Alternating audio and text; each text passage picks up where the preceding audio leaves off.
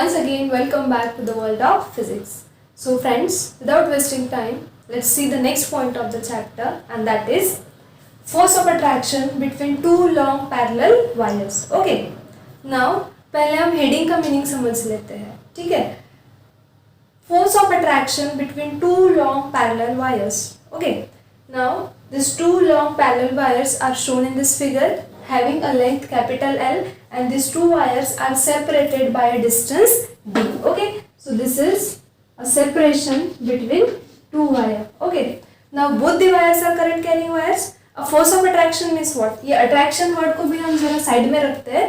पहले force मतलब क्या? Like which force is acting on two long parallel wire, ये हम डिसाइड कर लेते हैं और फिर उस force का फॉर्मूला हम डिराइव करेंगे. Okay, so see, this is one wire through which a current is flowing I1, and this is another wire through which a current is flowing I2. And the very important thing is, through both the wires a current is flowing in a same direction. Okay, this is important. Okay, अब क्या होगा?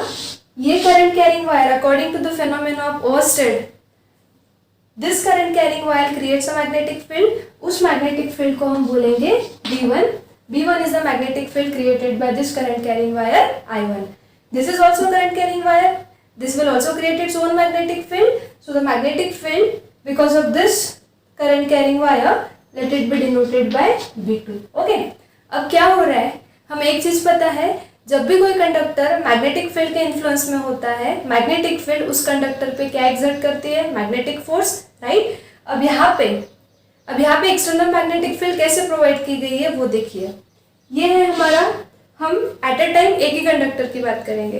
This is conductor I1, okay, through which a current is flowing I1. It is creating its magnetic field B1.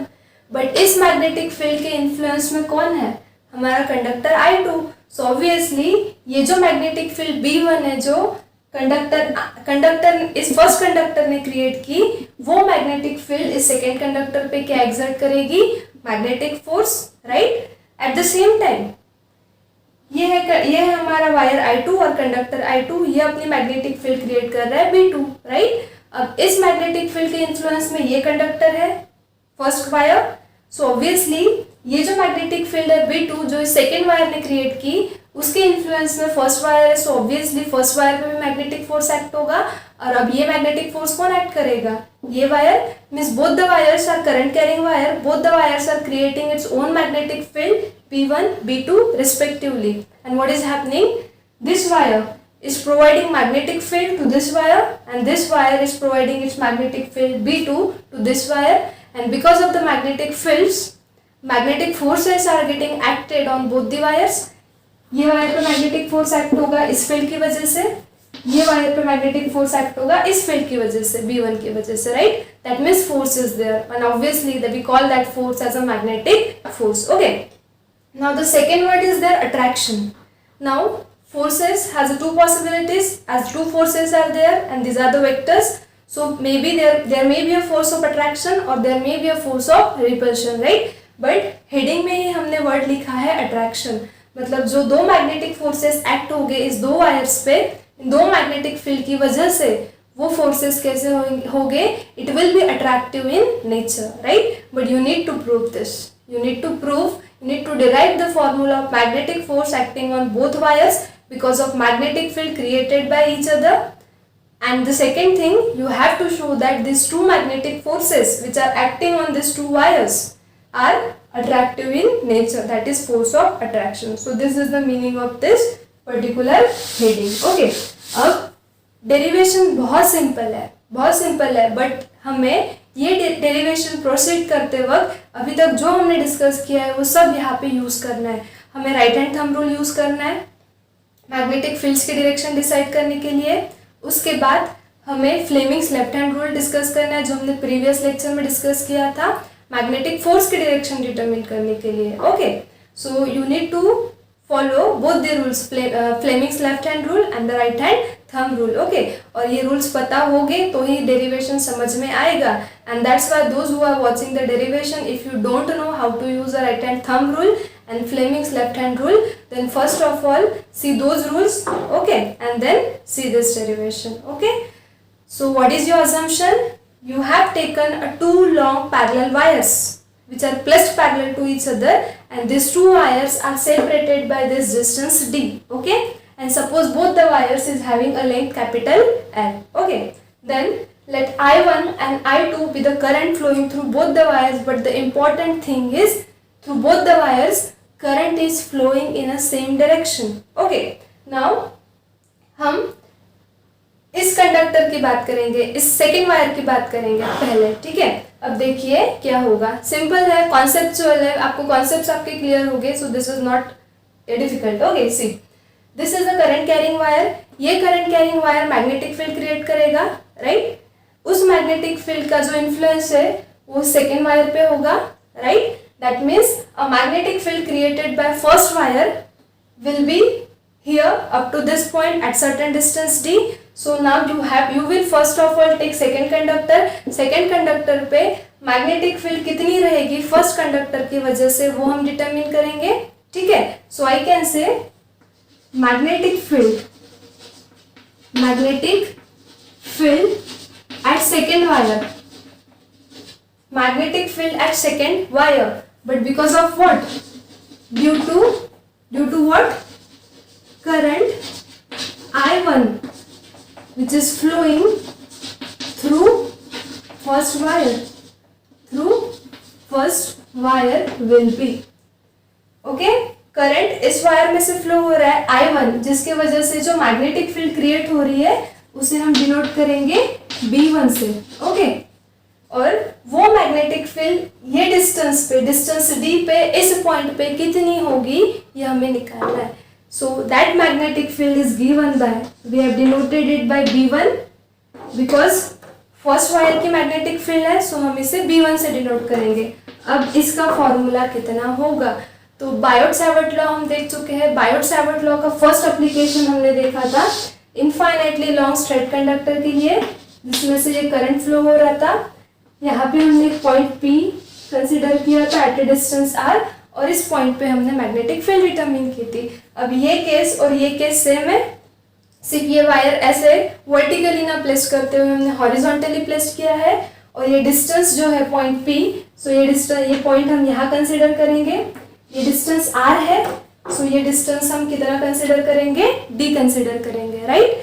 सो इसका formula हम derive कर चुके हैं by using Biot and Savart law, and वो कितना था, it was μ0I upon 2 by R, if you can remember. And if you don't remember this, then first of all see the first application of Biot and Savart law and then see this derivation. Understood? So same case you have to apply here. Okay, so magnetic field created by first wire, that's why I have given a suffix 1. B1 is a magnetic field created by first wire. Okay, but वो magnetic field जो first wire ने create की वो इस point पे मतलब second wire पे distance D पे कितनी होगी, सो सेम फॉर्मूला रहेगा बिकॉज सेम केस है। So this mu naught will be as it is. Now I was the current flowing through this wire, right? But what is the current flowing through your first wire?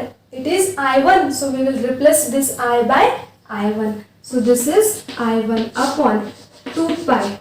यहाँ पे R था because point P R distance पे था conductor से। हम इस point पे magnetic field निकाल रहे हैं सेकेंड वायर पे, राइट। बट ये पॉइंट सेकेंड वायर का फर्स्ट वायर से कितने डिस्टेंस पे है, D पे, so we will replace this R by D. So this is 2 by D and let it be equation number 1. Okay, so I hope you got it. So this is the magnetic field created by first wire at this point of a second wire. अब ये formula जो है equation 1, ये हमें simply इस magnetic field का magnitude दे रहा है, बट मैग्नेटिक फील्ड वेक्टर है, उसे डायरेक्शन है।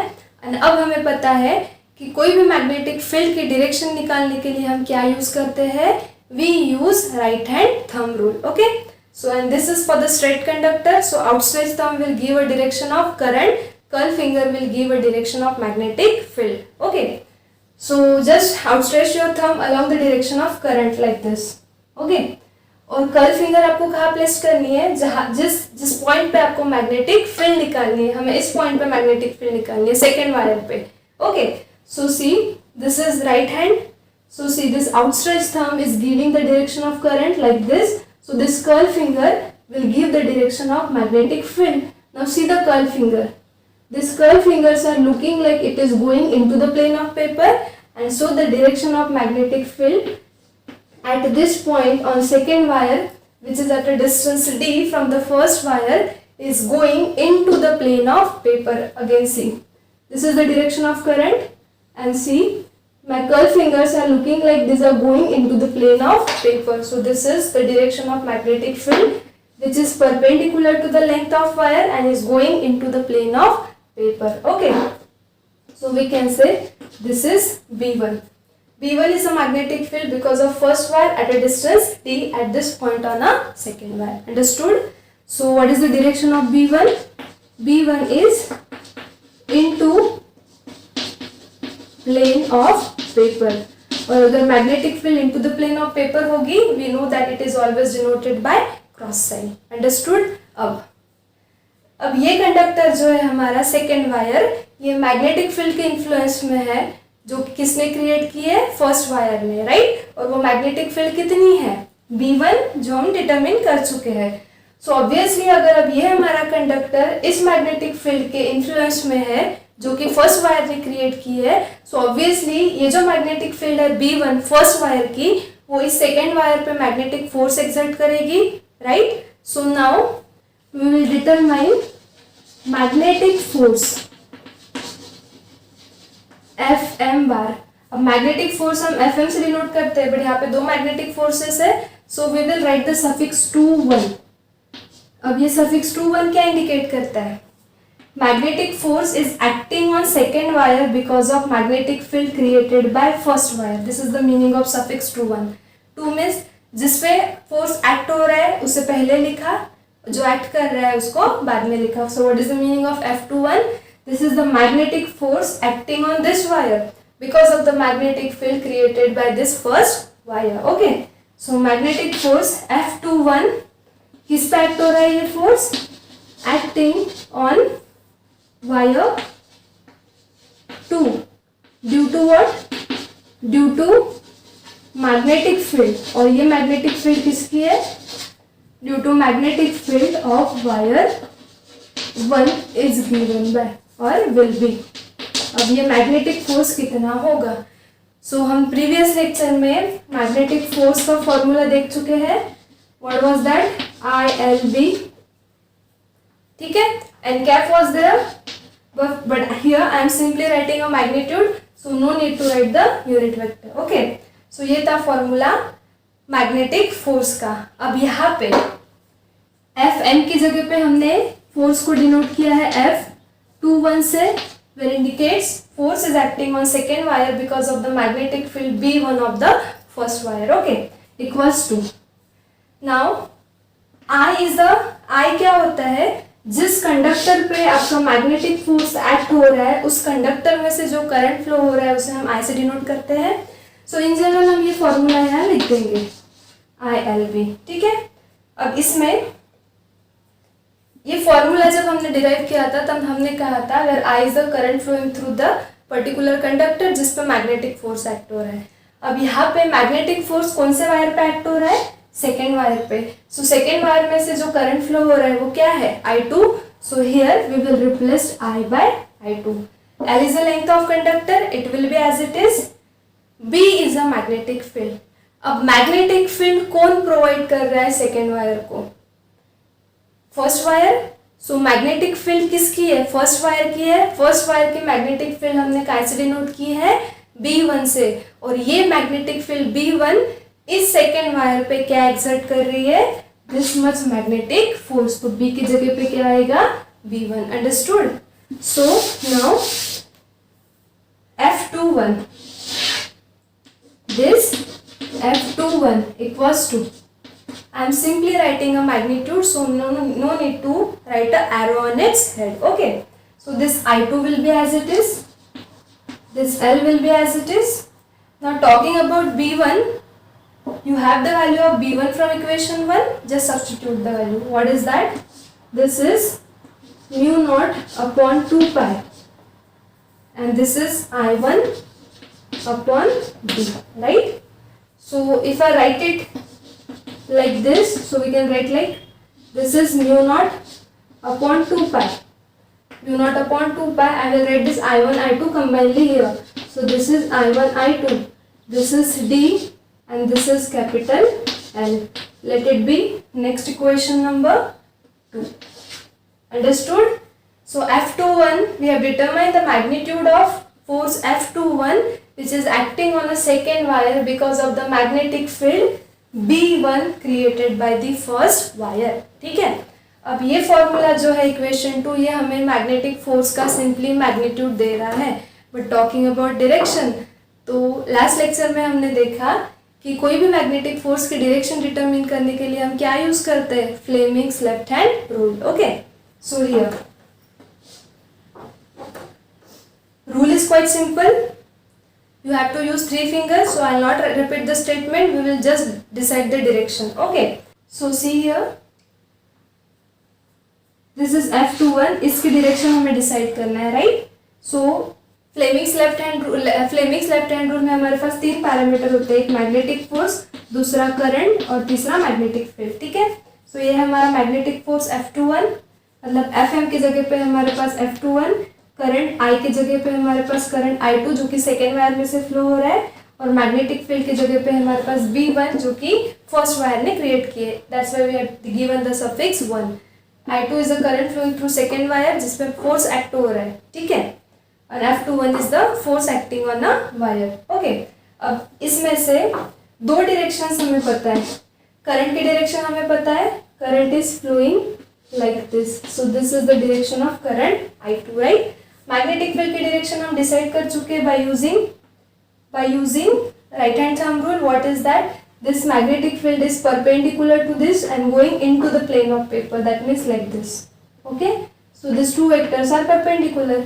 अब जो थर्ड म्यूचुअली परपेंडिकुलर वेक्टर होगा वो हमें किसकी डायरेक्शन देगा, फोर्स की, and that is nothing but your outstretched thumb. So see, one vector is like this, another vector जो है हमारा magnetic field, it is perpendicular. अब 2D में अगर ड्रॉ करें, सो ये है सेकेंड वेक्टर, मतलब ये हो गया I2, ये हो गया B1. अब ये बचा हमारा third mutually perpendicular vector, that is this outstretched thumb. ये हमें किसकी डायरेक्शन देगा, इस मैग्नेटिक फोर्स F21 की. सो से in this figure, this is I2, magnetic field is perpendicular, actually it is like this, okay, but in plane in 2 dimension we can draw like this. So this remaining third mutually perpendicular vector, that is your thumb, will give you a direction of magnetic force.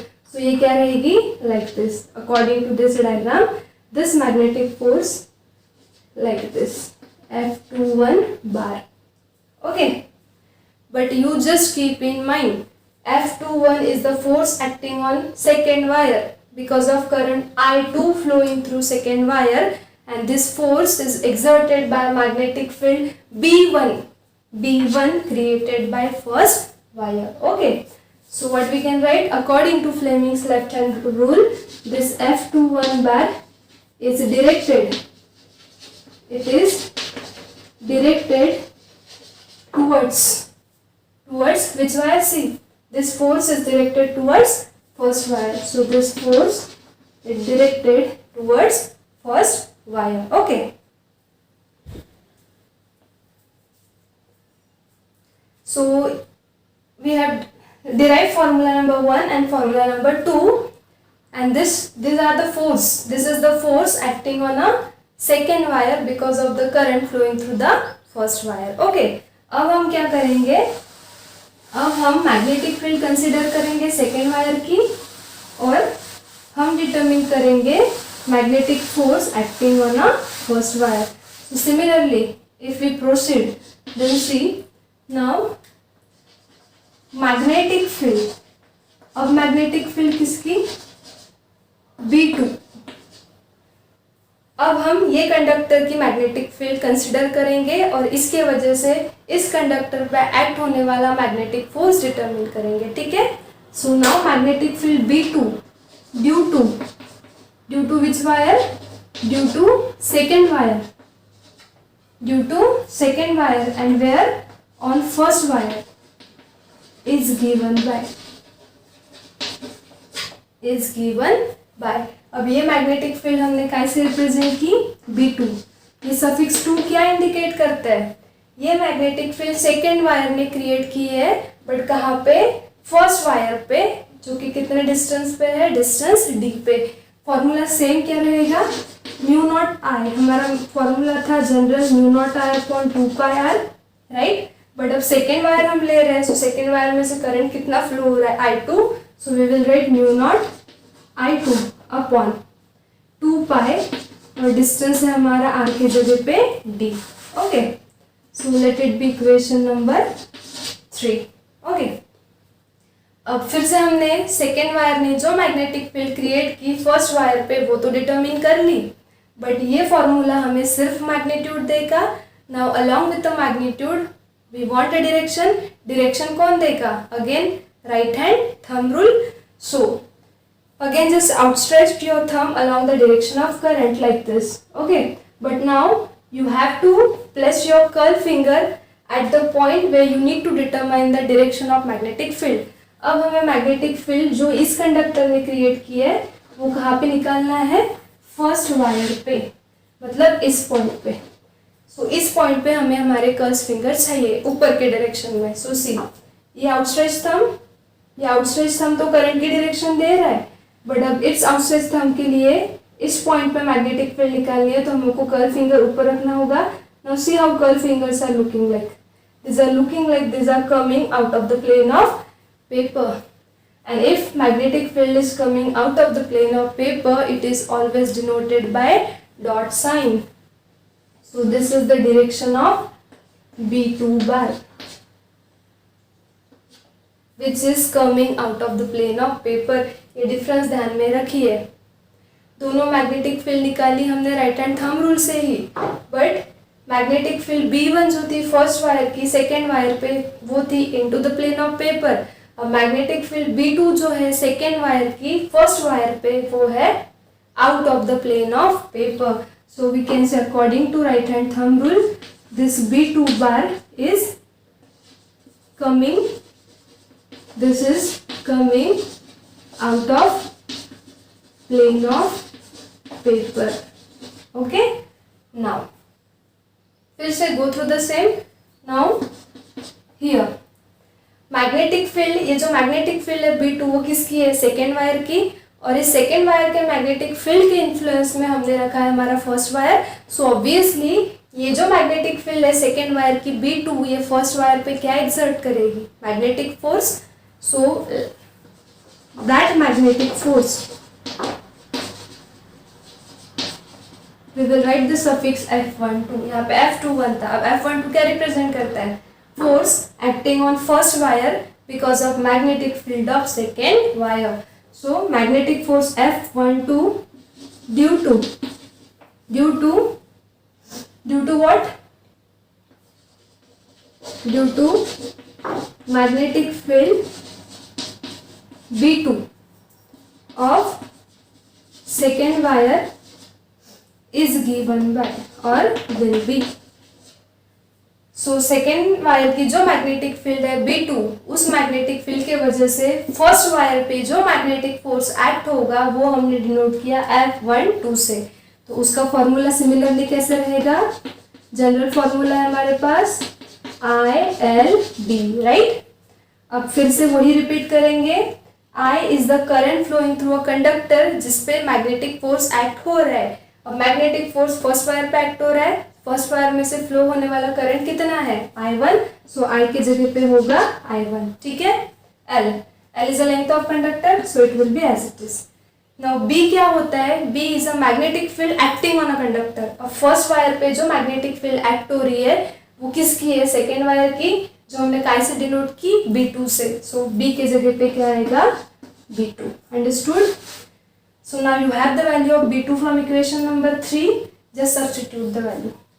So F12 equals to I1 as it is, L as it is, what is the value of B2, it is mu naught I2 upon 2 pi d। okay, so again we can rewrite this equation as F12 equals to this mu naught upon 2 pi as it is. I'll write I1 I2 together. So this is I1 I2 upon this is D and this is remaining L, and let it be next equation number 4. Okay. Now ये तो हमने निकाला. Equation number 4 हमें क्या दे रहा है?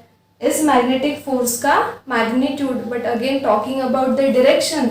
So you know that magnetic field is a magnetic force is a vector and vector this direction is given by Fleming's left hand rule. So अब हम इसकी डायरेक्शन निकालेंगे. ठीक है. So 3 vectors are there. अब हमारे 3 vectors कौन से हैं? एक है हमारा F12, दूसरा है करंट I1 और तीसरा है मैग्नेटिक फील्ड B2. अब इसमें से करंट और B2 की डायरेक्शन तो हम डिसाइड कर चुके हैं from figure. See this is the direction of I1. So see this is the direction of I1. What is the direction of B2? We have decided the direction of B2 is coming out of the plane of paper. That means like this. This is the direction of B2 which is coming out of the plane of paper and is perpendicular to I1. So now third mutually perpendicular axis that is outstretched thumb हमें किसकी direction देगा? इस magnetic force की, right? So अब हम 2D में ये draw करें. So see this is the direction of current I1. Okay, this is the direction of magnetic field B2 bar which is perpendicular to the plane of paper coming outward. So this third mutually perpendicular axis का की direction देगी हमें. It will gives us the direction of magnetic force F12 bar. So what will be the direction of magnetic force? This will be like this. So this is our third mutually perpendicular axis giving us the direction of magnetic force acting on a first wire because of magnetic field due to second wire. Understood? 3 vector है यहाँ पे, ये एक, ये दूसरा और जो तीसरा वेक्टर है जो हमने ड्रॉ नहीं किया है वो ऐसा है. It is coming out of the plane of paper. So ये B2, ये I और ये F1, 2, 3 vectors are perpendicular to each other. So what is the direction of that F2? We can say what is the direction of this F12 bar? So according to Fleming's left hand rule, this F12 bar is what? Directed towards, see this F12 bar is directed towards which wire? Second wire. Okay. Now you see the equation number 2 and equation number 4. From equations 2 and 4 यह है F21 जो कि force act हो रहा है second wire पे और ये है F12 जो कि फोर्स एक्ट हो रहा है फर्स्ट वायर पे. ठीक है. अब ये दोनों इक्वेशन जो है 2 and 4 ये सिंपली मैग्नीट्यूड रिप्रेजेंट करते हैं. अब आप राइट हैंड साइड में देखिए same terms are there. Mu naught I1 I2 L upon 2 pi D, mu naught I1 I2 L upon 2 pi D, right. मतलब क्या है? ये तो सिंपली मैग्नीट्यूड रिप्रेजेंट कर रहे हैं, राइट. मतलब जो दो फोर्सेस एक्ट हो रहे हैं दो कंडक्टर पे एक दूसरे की मैग्नेटिक फील्ड की वजह से वो दोनों का मैग्नीट्यूड कैसा है? सेम है. Means I can write F12 is equals to F21, right? Magnitudes are same, so I can equate these two forces. But now you see the direction. From figure, it is very well clear that though these two forces are having same magnitude, but see the direction. These directions are exactly opposite, right? So if I write it in a vector form, how can I write this? I will write F12 bar equals to minus F21 bar. This is very important. ये simply magnitude represent कर रहा है जो कि equal है. But जब हमने arrow दिया अब ये वेक्टर हो गया. अब ये फोर्स अगर वेक्टर है तो दोनों की डायरेक्शन कैसी है? Exactly opposite. And in mathematical expression opposite direction is always shown by negative sign. This is very important formula. And let it be next equation number 5. Okay. So equation 5 implies, what is it implies? Two forces, these two forces F12 bar and F21 bar are equal. in magnitude. These are equal in magnitude, but these are opposite in direction and same is shown in a diagram. और ये हमने खुद से direction decide नहीं की है, इसके लिए हमने रूल्स यूज़ किए हैं, और करके हमें रूल्स पता होना और रूल्स अप्लाई करते आना बहुत ज़रूरी है. ठीक है. अब नेक्स्ट हमारा एम जो था वो तो फुलफिल हो चुका है. हमें मैग्नेटिक फोर्स जो है उसका फॉर्मूला डिराइव करना था, जो कि हम डिराइव कर चुके हैं. That is okay. But attraction what was there, हमें ये भी प्रूफ करना था कि टू लॉन्ग पैरेलल वायर्स जिसमें से करंट फ्लो हो रहा है, उनके बीच में जो फोर्स एक्ट होता है वो फोर्स ऑफ अट्रैक्शन है, वो अट्रैक्टिव फोर्स है, हमें प्रूफ करना था. राइट. अब देखिए, दो फोर्सेस अगर ऐसे होंगे तो ये भी equal in magnitude, opposite in direction है, बट ये क्या रिप्रेजेंट करते हैं? These are repelling, moving away from each other. अब दो फोर्सेस अगर ऐसे हैं, ये दो फोर्सेस भी equal in magnitude, opposite in direction है, but see the arrows, what does it indicate? It indicates that these two are attractive, these are attracting towards each other, right? And see the direction of these two forces, these are like this, not like this, right? So I can say now these two forces are attractive in nature, so I can write F21 bar and F12 bar are attractive forces. That means a force of attraction is there, right? So that is our aim. And from this equation, if I write force per unit length for both the wires, then अब दोनों wire के लिए हम commonly लिख रहे हैं तो हम सफिक्स हटा देंगे, सिंपली F लिखेंगे. फोर्स पर यूनिट लेंथ लिखा है for both wire, for both wire. Force तो हो गया, पर यूनिट लेंथ मतलब कैपिटल एल. अब ये कैपिटल एल अगर हम इधर लेकर आए तो इधर क्या बचा? Mu not upon 2 pi, and this is I1 I2 upon D. सो ये फॉर्मूला हमने डायरेक्ट नहीं लिखा है, इस फॉर्मूले पे से लिखा force per unit length, so we just brought that length on this side. Okay. So this is mu naught 2 pi I1 I2 upon D, and let it be next equation number 6. This is also very important formula. Numerical में बहुत बार conductor दिया होता है, force per unit length पूछते हैं. So this is the formula, you can use this formula to solve the numerical. Okay. So एक चीज clear हो गई हमें, दैट दो पैरेलल कंडक्टर्स हो गए और दोनों में से अगर सेम डायरेक्शन में से करंट फ्लो हो रहा होगा तो उनके बीच में जो मैग्नेटिक फोर्स होता है वो कैसा होता है? It is attractive in nature. Means summarise अगर हम करें, so I can say like currents attracts each other, right?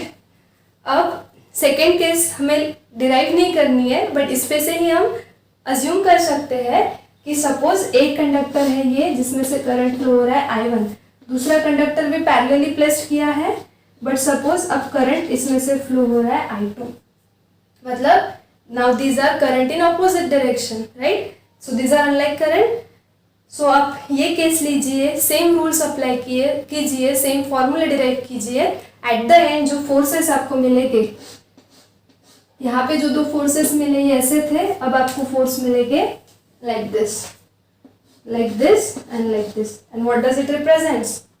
These are repulsive forces. Means I can say if unlike currents are there, unlike current, these are unlike current oppositely, then what? Unlike current repels each other. This is just the summary of this derivation, and these two sentences are very important.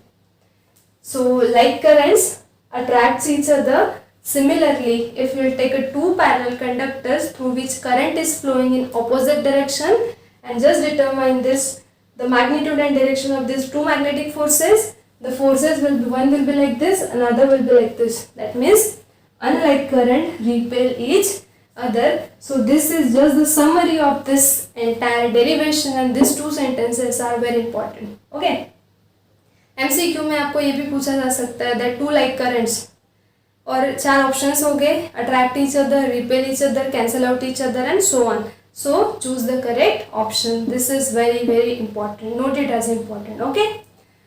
So this is all about force of attraction between two long parallel wire through which like current is flowing. And similarly, you can derive the force of repulsion between two long parallel wire through which unlike current is flowing. Okay.